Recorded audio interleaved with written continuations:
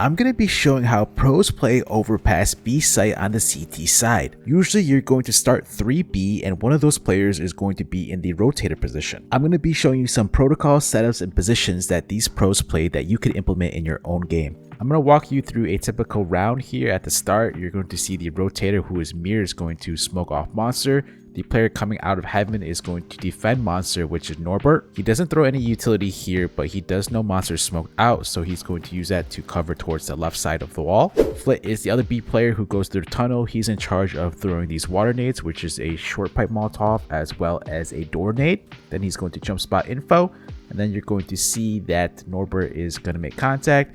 Flit is going to swing here to clean up the tees.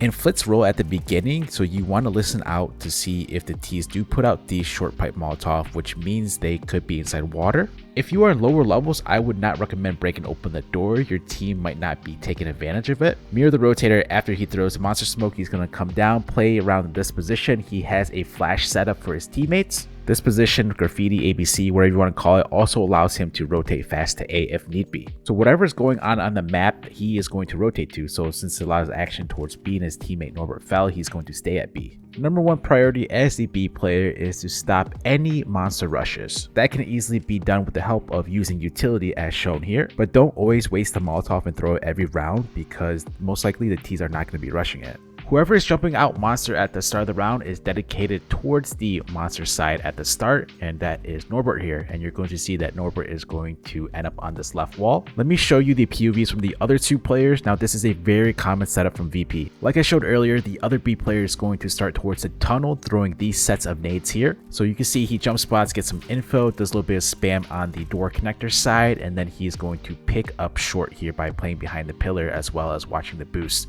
Now he's in the middle pillar position and he has the option of swinging left to help out towards monster or playing behind the pillar and waiting for them to come out short, making contact and peeking after Mir peaks from ABC, as you'll see. There's no reason to be actively peeking short, as you see most of the pros don't do that.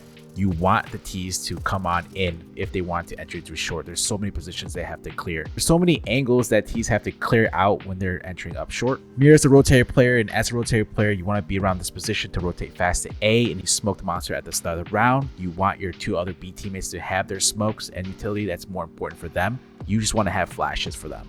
If you're playing monster, it is safe to go ahead and hold and peek the monster when it is smoked out. You'll see often that pro teams will choose to re-smoke monster rather than short. Now, why is that? You don't know if the T's are always in water or not, so it doesn't make sense to smoke short. Rather, the T's can always be outside monster, and it's super hard for T's to enter out to B from short with the potential crossfires. So this is why we are re-smoking monster rather than short. So in the pro scene, the T's will go through the smoke with flashes, or now even in CS2, they can break the smoke with a nade and pop through with flashes. So be careful of that. The three-player defense we got going on, Hobbit's holding the flash for monster, Electronic's gonna make first contact for monster, and then Perfecto's holding short.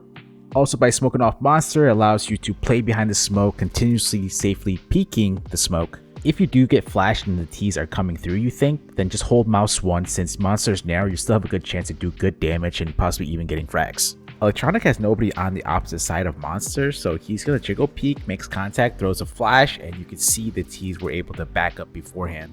A very common setup is this one here, where you have somebody close left monster wall, then you have somebody on the wood wall, and then your rotated player is towards graffiti. How this setup works is, since monster smoked off, you're going to have Perfecto peeking it and then Electronic's playing anti-flash. If monster's not smoked off, then Electronic would be holding monster and then Perfecto would be looking the opposite way. Here we see that with FaZe, and Rob's the rotators playing pillar with the flash out. Make sure you're communicating with your teammates, guys. You always want one player playing anti-flash if you are in this double monster CT setup. You can see how that works. So the player peeking would get flashed. The player that was playing anti-flash is now blind and can save their teammates.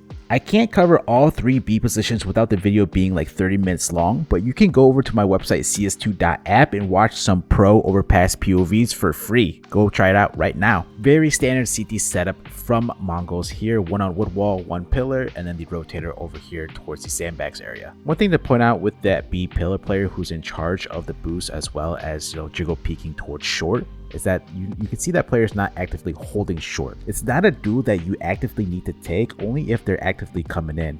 If monster's not smoked off, you're usually not going to just dry peek it. Instead, you're going to get flashes from your teammates, which is going to happen here. So again, we're going to see electronics sitting at wood wall. Monster's not smoked out. He is going to read that there's a potential play here towards monster, or there is tease towards monster. He's going to ask for the flash. That's going to set him up for the 2K. One way you could hold monster is by jiggle peeking from wood wall with a Molotov out. Once you make contact, you could go ahead and Molotov off monster. Another way to hold monster is by jump spotting from barrel, which we see electronic do here. If the teams were to execute or contacts made, you could throw a defensive smoke in front of you. The most common way that teams are going to get info on the CT side mid round is to push short, or they would boost to peek into water. Unless you have some type of info, then you're not going to push through monster. That is a very high risk play to do so. The tease can punish you way more than if you were to push short. Now, you can't always just sit back in the B site. There are aggressive plays that you can make, which we see C9 do here. Electronics actually going to push short into water to take water control. Once you have water control, it is up to you and your team on what kind of CT setup you want to do for B. Do you want to double up inside water and play one towards B? Or do you just want to play retake B and have two inside water? That's what we're seeing here in this setup. So you see FaZe take water control. They have two here, and then they have one player towards B playing in the back passively watching monster. If your teammates need help towards A, you could flash on top of this wall here by running forward and jump throw. This is for banana. If you wanted more for mid, you'd aim more to the left. And then if you want to help more towards A in the back, you could do so like that. You need to know the CT setup here that requires this defensive smoke. So one teammate would be at barrels, and then you're going to look for this thing here on the ground, aim to the left of it, and then go ahead and left click throw. This defensive smoke will give full cover for your teammate barrels, as well as preventing the tees from pushing through. Now, it's very common that tees will jump on top of this barrel to get through, so you could punish them for doing so. And then the other defensive smoke that you should know is just throwing a smoke anywhere inside pit and playing behind the smoke, as that's going to give you cover. There are a lot more gimmicky plays as well as utility used on B that you could find on my channel, or go to my website cs2.app. But let me know if this guide is helpful or not. Give the video a like if it is, and comment on who you want to see next. Subscribe for more pro CS2 guides, and I'll see you guys in the next one.